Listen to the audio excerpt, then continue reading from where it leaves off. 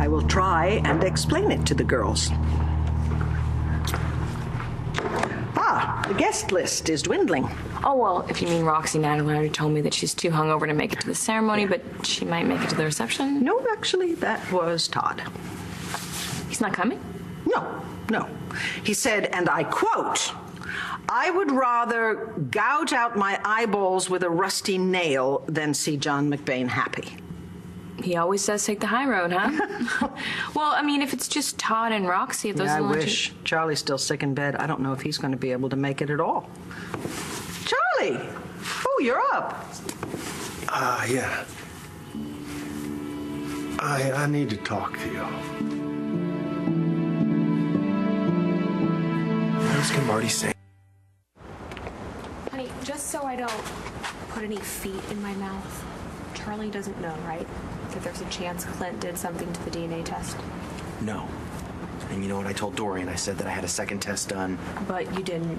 Exactly. Anyway, Dorian thinks that it confirmed that Charlie is my father, not Clint. And I really hope that's the last person I have to tell, because I sure as hell do not want to have to lie to Charlie, too.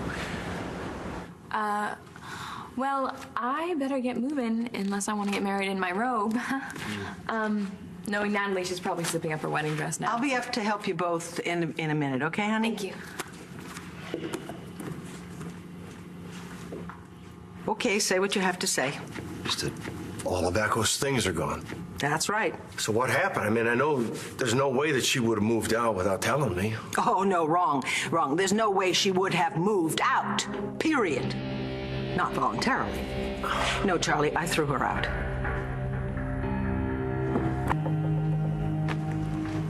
You threw Echo out. Why? Echo has been pushing me to the limits for weeks, Charlie. Pushing you. Mm-hmm. How? Are you kidding? I mean, are you really that blind? She baits me all the time about you. She acts as if she owns you in a way that I never will, because you two have a son. And normally, I ignore her and I keep my mouth shut. But last night, I'd had enough. I told her to leave. You know something? We've talked about this before, that this is my house too now, and we're supposed to decide these things together. Well, you weren't there, darling, were you? And frankly, if you had been there and heard what she had said... Okay, but you know something? This is not just about me. There are other people involved here. Viki! Did you even think about them before you evicted Rex's mother? Before you evicted Shane's grandmother?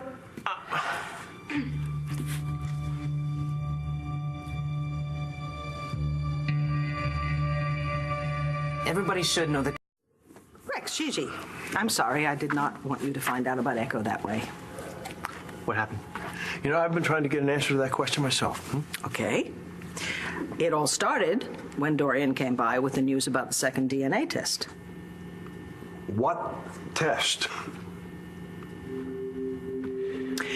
Okay, Rex suspected that Clint had tampered with the first DNA test, so he had another one done. Would you think that Clint would do something like that?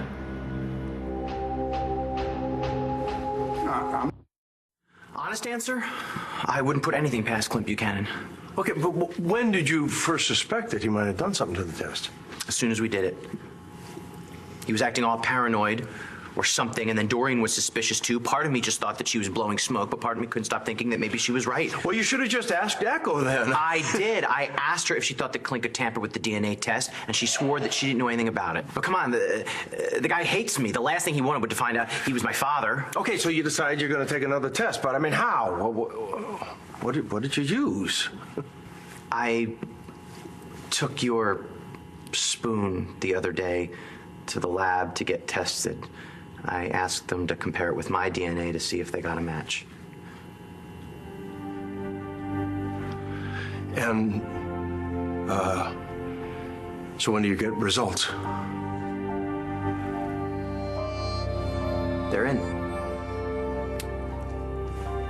And they're good news. The first test was right. You really are my father. if you... This father-son thing is just kind of new for us. And I mean, just now when I thought that I might be losing you, it's like you've been mine for a lifetime, and I'm not ready to let that go. Well, luckily you don't have to. Good, because I swear having Rex as a son, it means the world to me. And I know it means the world to your mother, too.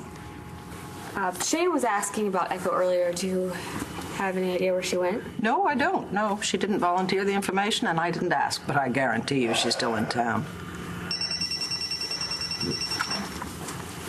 Good timing. Hi, Echo. Yeah, I just heard. Where are you staying? Okay, thanks. Listen, let me call you back. Okay, thanks. So where is she? The Minuteman. That dump where that guy was murdered just recently. We are going to check to see if Natalie or Jessica need anything. We'll see you guys later, okay?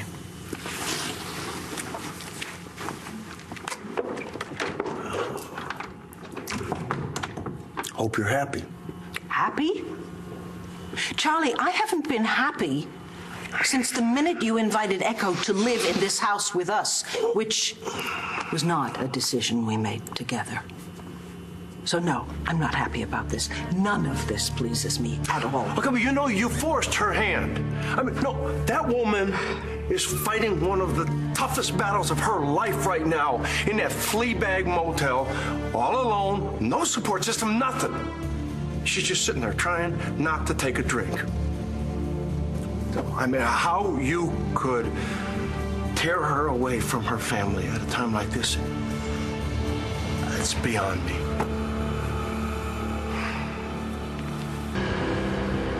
Do you think, Charlie, that we could table this discussion until another day? Because right now, there is so much that is good and right here. Jessica and Natalie are both getting married. You have had a second confirmation that Rex is indeed your son. Can you not just be grateful for that? Can we not take one day and share the joy in it? I can't just forget about Echo. I'm sorry. Well, I'm not going to let her live at the Minuteman. Great, good. What are you going to do then? You going to ride to her rescue? Or are you going to come to your stepdaughter's weddings with me, your wife? I feel sick. I know. It sucked having to lie to Charlie. I'm glad that I didn't have the second DNA test done.